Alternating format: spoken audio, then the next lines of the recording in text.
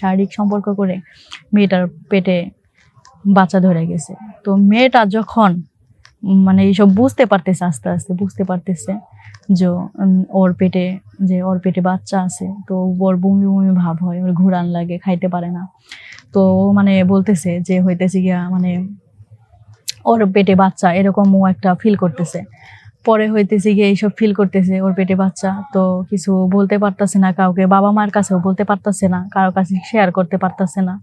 আমার নাম মিতু, আমার বাসা গফরগাঁও। তো আমি ক্লাস 10 পর্যন্ত পড়াশোনা করেছি, এরপরে আমি আর পড়াশোনা করতে পারি নাই। আমার বাড়ির থেকে জোর করে আমাকে বিয়ে দিয়ে দিয়েছেন। তো আমাকে বিয়ে দিয়ে দিয়েছেন, তো আমি আর এরপরে পড়াশোনা করতে পারি নাই। পরে আর কি 2-3 বছর সংসার করার পর সেই ছেলেটা একটা গ্যারেজে জব করতো, গ্যারেজে চাকরি করতো। প্রথমত ও আমার বাবাকে অনেক লোভ লালসা দেখে আমাকে বিয়ে করেছেন।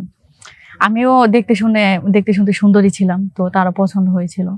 তো এইসব লোভে পড়ে সে আমাকে বিয়ে করেছে। আমার বাবা বলছিল যে বিয়ের পরে সে আমার জামাইকে একটা গাড়ি আর কি মানে হোন্ডা এইসব একটা দেবে, তো সে লোভে পড়ে আমাকে বিয়ে করতে চাইছিল।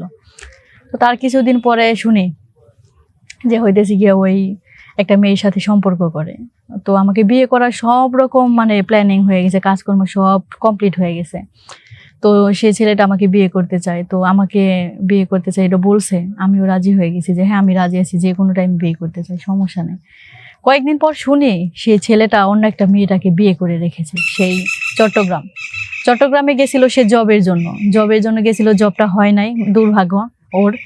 তো সেইখানে একটা মেয়ের সাথে সম্পর্ক করে সেখানে তাকে লুকিয়ে বিয়ে করে রেখে এসেছে। তো সেইখানেও সে মানে তার কাছে আমার কথা বলে, মানে আমার নামে মানে খারাপ খারাপ কথা বলে, বাজে কমেন্ট ওর কাছে করে, আবার ওর কথা আমার কাছে বলে, মানে ও দু জায়গায় ভালো থাকতে চায়। তো বিয়ে করে রেখে আসে সেই মেয়েটার কাছে আমার নামে এমনই কথা বলছে যা বলা যায় না, মুখে বলা যায় না।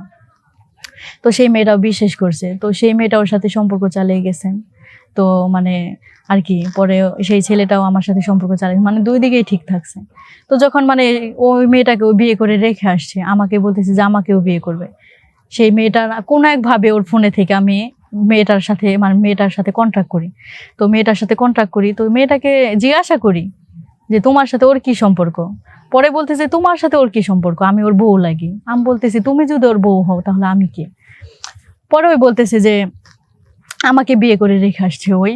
আর আমি বলতেছি যে তোমাকে বিয়ে করে রেখে আসছো, তারপরেও দ্বিতীয় বিয়ে কেন করবে, ও আমাকে বিয়ে করতে চাইতেছে। তো পরে সেই মেয়েটাকে কিছু না বইলা, ছেলেটাকে আগে কিছু না বইলা, পরে জাস্ট আমি যে ওকে জিজ্ঞাসা করতেছি যে তুমি নাকি বিয়ে করে রেখে আসছো, তারপর আমাকে কেন বিয়ে করতে চাইতেছো। ছেলেটা আমার কাছে মানে সবকিছু মানা করতেছে যে আমি করি না, এইসব করি না, হ্যান ত্যান সেই। আমার কাছে কোনোভাবে স্বীকার করতেছে না যে ওই বিয়ে করে রেখে আসছে।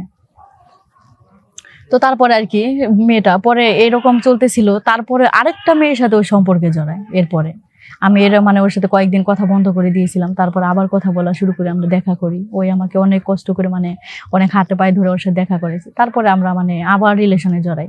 ও বলে যে আগের মেয়েটার সাথে ওইটাকে আমি বিয়ে করে নেয়। যাই হোক, ওর কথা ও এমনই ভাবে বলছে, আমি ওর কথা বিশ্বাস করে ফেলাইছি। তো বিশ্বাস করছি, পরে হইতেছি গিয়া আমি ওর সাথে আবার সম্পর্কে জড়াইছি। আমরা ঠিকই ঘুরতে যাইতেছি, ফিরতে যাইতেছি প্রতিদিন। ও আমার সাথে সম্পর্ক চালিয়ে যাইতেছে, ওই মেয়েটার সাথেও চালিয়ে যাইতেছে। আমি কিছুই বুঝতেছি না। আমি ওরা এমনই ভালোবাসি যে ওরা এমন বিশ্বাস করি, নিজের থেকে বেশি বিশ্বাস করি। তো এরকম ভাবতেছে ও। পরে ওর মন মাইন্ড অন্যরকম একদম পুরাই। ও তো সবসময় হ্যাপি, হাসি খুশি, হ্যাপি সবসময়। পরে ও আবারও মানে আমাদের দুজনকে, ওর বউ বিয়ে করে রাইখা আবার ওর গার্লফ্রেন্ড আমাকে রাইখা ও আবার মানে পরকীয়া সম্পর্কে জড়াইছে একটা মেয়ের সাথে। তো সেই মেয়েটার সাথে মানে একদিন দেখা করে, মেয়েটার সাথে পরকীয়া সম্পর্ক কইরা, শারীরিক সম্পর্ক করে মেয়েটার পেটে বাচ্চা ধরে গেছে।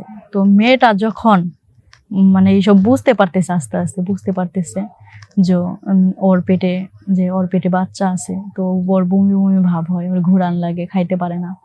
তো মানে বলতেছে যে হইতেছে গিয়া মানে ওর পেটে বাচ্চা এরকম ও একটা ফিল করতেছে।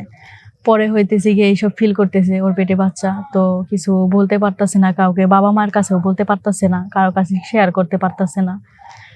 ও এইসব কি পরে সেই ছেলেটার কাছে যায়, ছেলেটা আবার মানে আমাদের বাসার ওইখানে একটা দোকান, সেইখানে গিয়ে পরে ওকে বলে যে আমার পেটে তোমার বাচ্চা, তোমাকে এখন বিয়ে করতে হবে আমার। তো সেই ছেলেটা ওকে মানে বাচ্চাটা নষ্ট করে ফেলাইতে ওষুধ দেয়। তো সেই ওষুধটা যখন দেয় আমাদের এলাকার লোকজন দেখে ফেলে। তো দেখে ফেলার পরে ওরে ধরে ফেলাইছে সবাই মিলা, যে তোর বাচ্চা ওর সাথে থাকতে পারছিস, তোর এখন বিয়ে করতে পারবি না কেন, ও বাচ্চাটা নষ্ট করতেছিস কেন। তো সেই ছেলেটা আমার বয়ফ্রেন্ড আর কি বলতেছে যে আমি তো বিয়ে করে রাইখা আসছি। পরে সবাই মিলে, এলাকার সবাই মিলে ওরা আটকাইছে, ওর ধরছে যে তুই অন্য জায়গায় বিয়ে করে রাইখা আসছিস, তারপর অন্য মেয়ের সাথে সম্পর্ক করে ওরে প্রেগনেন্ট বানিয়ে দিছস, ওরে মা বানিয়ে দিছস, তো এইটা কিভাবে সম্ভব। পরে এখন কি করবো, এখন আগের বউ মানে সে আবার বলতেছে যে আমাকে বিয়ে করে নাই। এটা ও মানে লোক সমাজের ভয়ে, সেই মেয়ে আগের মেয়েটা ওর প্রথম বউ বলতেছে আমাকেও বিয়ে করে নাই। কারণ ও যদি এখন এখানে আসে, ও অনেক বড় লোকের মেয়ে, ও এখানে আসলে ওর মান সম্মান নষ্ট হয়ে যাবে।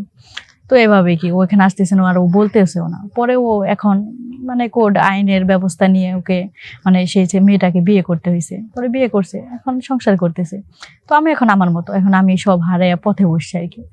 তো এখন আমার মনে একটা জিদ এসে পড়ছে, ওরা তো সংসার করতেছে, তো আমিও কেন পারবো না, তো আমি এখন হইতেছি গিয়া একা একাই থাকবো। আমার এখন যা মন চায় তাই করি, যখন যেখানে যাইতে মন চায় সেটাই করি। আমার বাবা মা আমাকে অনেক আদরই করে, তো এখন কারো কথায় পাত্তা দেই না, কারো কথায় মানে কান দেই না, যখন যেটা করতে মন চায় সেটাই করতেছি। তো কথা আছে না, সিঙ্গেল লাইফ ইজ বেস্ট, সেটাই মানে একলা থাকা অনেক ভালো, কারোর সাথে মানে এইসব রিলেশনে জড়ানো ভালো না। আর আজকালকার ভালোবাসা একটু পানির মতো, যেমন একটা টিস্যুর মতো, ইউজ করা শেষ তারপর তার মূল্য শেষ, এরকমই একটা কথা। তোমরা সবাই আশা করি আমার ছোট ছোট সিনিয়র ভাই বোনেরা বা আমার জুনিয়র ভাই ও বোনেরা, তোমরা এটা ভিডিওটা আজকে তোমাদের জন্য, তোমরা সবাই বুঝতে পারতেছো যে মানে এইসব মানে ফালতু ছেলেদের সাথে সম্পর্কে জড়িয়ে কোনো লাভ নাই।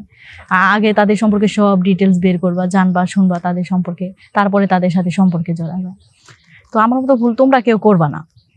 আজকে দেখো তো, আগে কত খুশি হ্যাপি ছিলাম, আমার জীবনটাই নষ্ট হয়ে যায় এখন একটা ছেলের জন্য। দেখো, একটা মানুষের জন্য একটা জীবন নষ্ট হইতে পারে, ভালো হইতে পারে।